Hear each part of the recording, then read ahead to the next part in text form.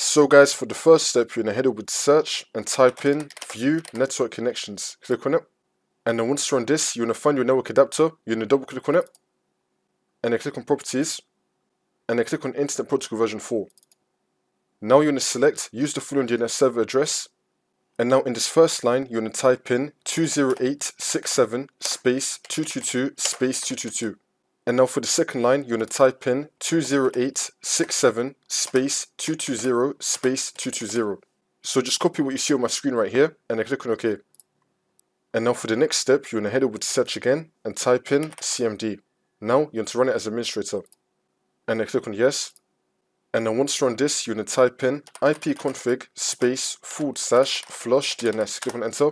Now you're going to type in netsh space winsock space reset. Click on enter again.